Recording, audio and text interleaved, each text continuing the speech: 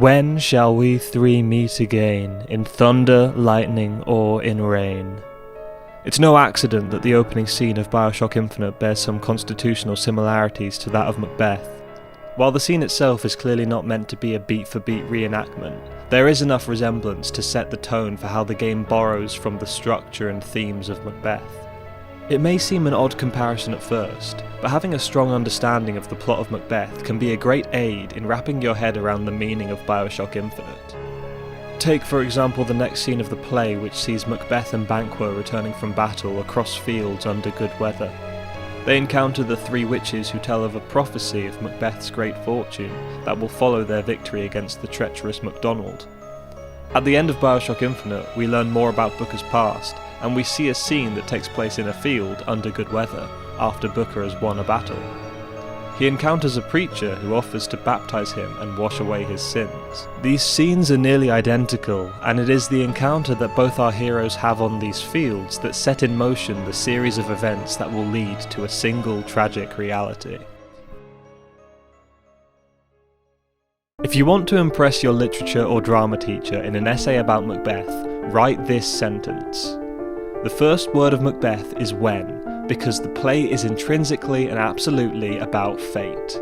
Whether this is to be understood as an external force, or as Macbeth's hubris, or even as the cunning of the three witches who may have known of Macbeth's imminent titular promotion from Thane of Glamis to Thane of Cawdor, and used this as a way to trick Macbeth into enacting the rest of their prophecy based on this one original aspect of it, fate is a central player and/or theme of Macbeth. So how does this apply to Bioshock Infinite? This reading doesn't translate exactly to Bioshock, as its first word isn't when.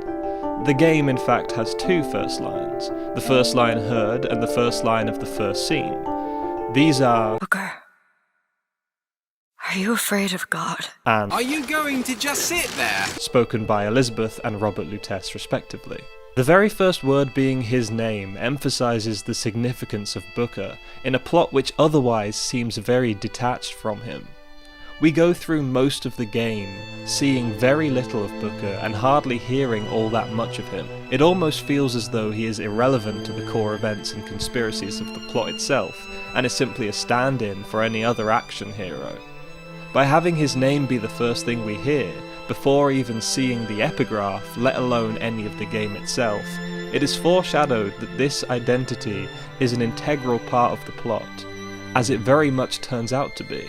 As for the other opening line, the fact that the first word is are, a conjugation of to be, is suggestive of a fate of its own, and some existential themes evocative of another Shakespearean hero, but I don't want to fuck with that guy. What is applicable to Bioshock Infinite is how it too is all about fate.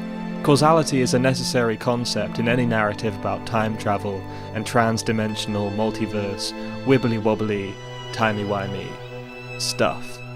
But Bioshock makes sure to hammer home the theme of fate by intertwining the parallel fates of Booker DeWitt, Anna DeWitt, and Zachary Comstock. Anna DeWitt is the girl we originally know to be Elizabeth, making the ending's first twist that she is actually your daughter, taken from you as Comstock is earlier revealed to be sterile. What further complicates, quite humorously, this twist is the final reveal that an alternate version of you, who accepted the baptism after the massacre at Wounded Knee, became Comstock, meaning that in some twisted manner Comstock is Elizabeth's father. But before we can fully understand the ending, we must appreciate what led us here. Like any good Shakespearean tragedy, Bioshock Infinite is full of conspiracies, revenge plots, murder, and a healthy sprinkle of the supernatural. From Lady Comstock's ghost to Daisy Fitzroy's revolution, the makings of a good Jacobean drama are all present. Just as Macbeth murders King Duncan, Booker is compelled to find and kill Comstock.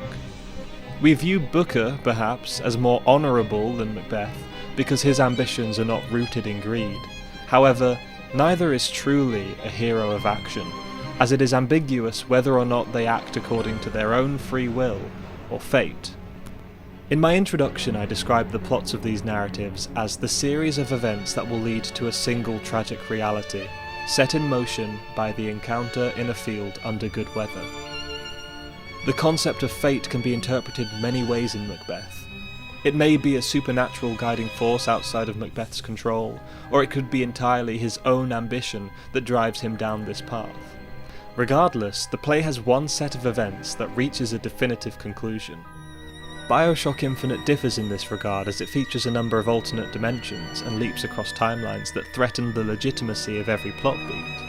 The true nature of the chain of events you play through is made ambiguous by constant jumps between dimensions. Ultimately, however, a solitary, absolute revelation forces Booker to the place where it all began and shall all end. So, despite the fact that there are multiple universes all affected by Comstock and the Lutece twins, we arrive at the baptism pool, a location which represents the physical embodiment of Booker's fate, and all those other worlds collapse into a single tragic reality, and that's why we see the various versions of Elizabeth fading away until all that's left is a single, drowned Booker DeWitt. Although our heroes suffer similar tragic fates, the details are not exact. In the play it is Lady Macbeth who kills herself, not our protagonist. However, when one reads into the play a little more, a certain truth reveals itself. Macbeth is told by the witches that no man of woman born shall kill him, and thus he believes his mortality to be protected from the hands of his adversaries, in and out of battle. But his final confrontation is with a vengeful Macduff, who reveals he was untimely ripped from his mother's womb. In other words, he was born by a caesarean section rather than a natural birth. Although he realises his mistake at a compromising time, there is still a chance for him to surrender to Macduff. Yet Macbeth chooses to fight, and is, as the prophecy foretold, slain. This can be read a number of ways. Perhaps he thought he could beat the witch's declaration, or maybe fate had brought him this far and itself denied him any other option than to die on the battlefield.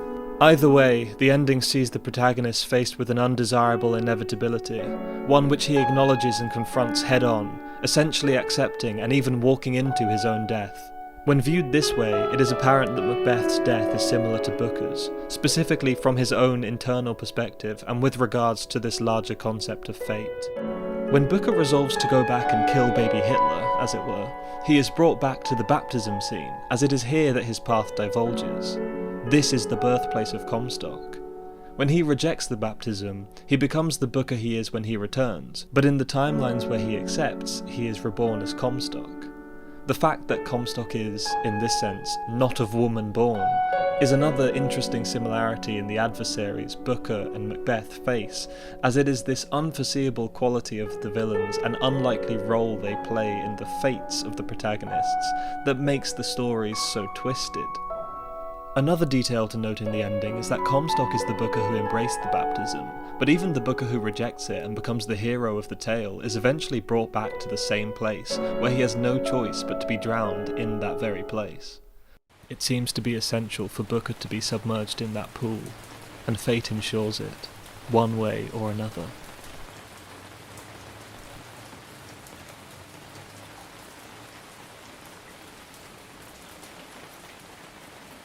So foul and fair a day I have not seen. See the marketplace in old Algiers. Send me photographs and souvenirs. Just remember when a dream appears, you belong to me. And I'll be so alone without you. Maybe you'll be lonesome